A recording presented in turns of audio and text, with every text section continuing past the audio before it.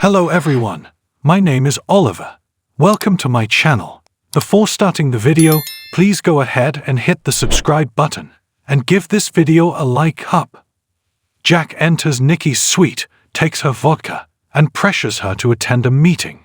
She refuses and says she's giving up. Jack turns on the lights and she slurs at him to turn them off. He complains about how messy her room is.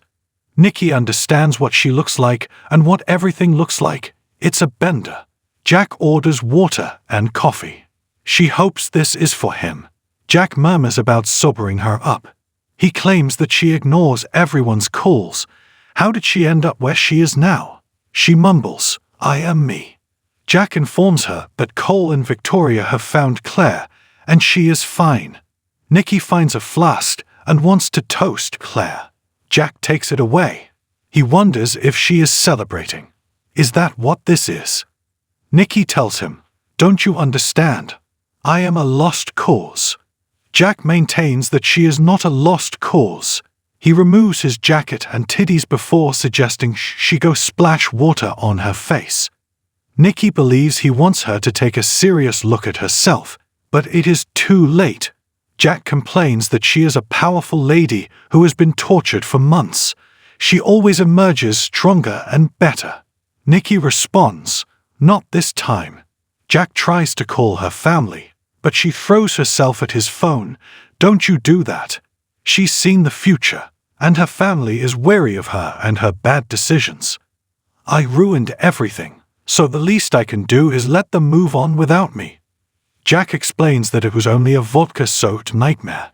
Nikki opts for a bottle of vodka. It won't shatter her heart.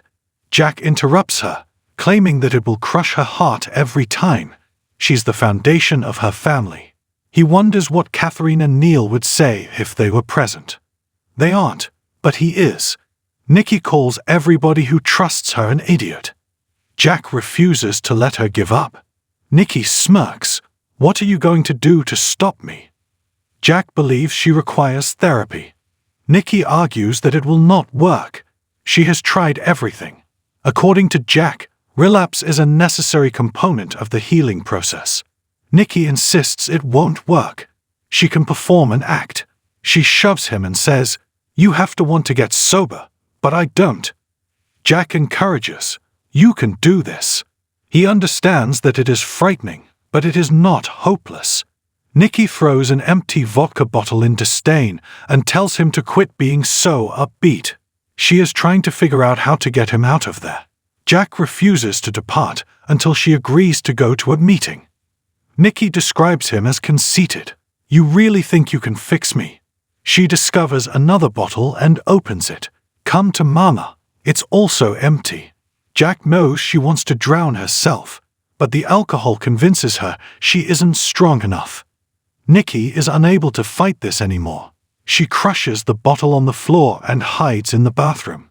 Later, Nikki appears, and Jack claims that room service arrived, and he cleaned up a little. Nikki does not want to eat since it smells disgusting. He says he'll go away after a few bites. She quipped, "Are you a doctor now or do you just play one on TV?" Jack says, "Just a few forkfuls." He pours the coffee and delivers it to her. Nikki urges him to get her a cold towel, but Jack refuses. She'll just take another slug. Nikki sips her coffee and admits she doesn't have the strength to resist this anymore. Jack reminds her that Jordan has left. Nikki claims the damage is done.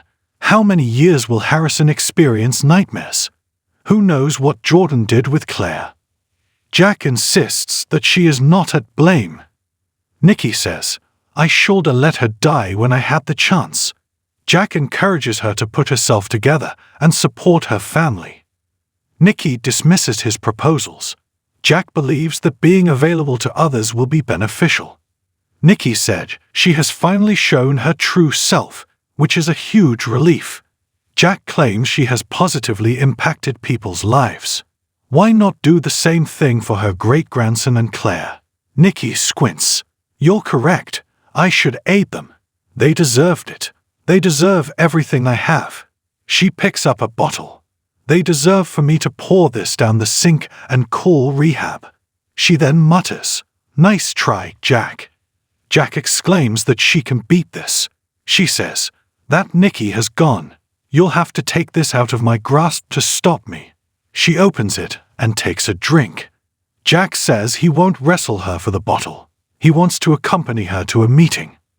Taking a new approach, he advises they discuss good recollections and relatives. Nikki warns him to stop. He's making everything worse. Jack tries to take the vodka, but she will not give it up. "I'm sorry I picked you as my sponsor." She believes he failed. He couldn't assist her, so Victor may claim, "I told you so." Nikki sips more and sighs. "That feels good." She tells Jack to join the party or go. Jack stews, then says, "Fine, I will." He takes another bottle and pours a sip. "Wow, it was smooth. I notice you opted for the triple distilled." Nikki scowls. "Do you really think you can get me to stop by drinking half of my supply?"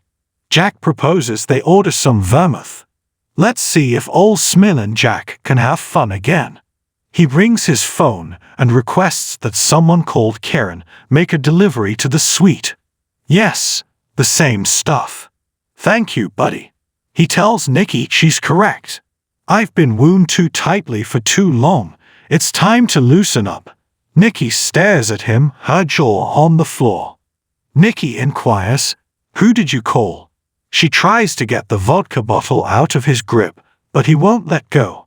He pours another drink and declares that he has been a failure as her sponsor, so heck with it. She says with a sneer, "Don't you try your reverse psychology on me." Jack claims he is doing her a favor by ensuring she does not overdo herself and end up in the hospital.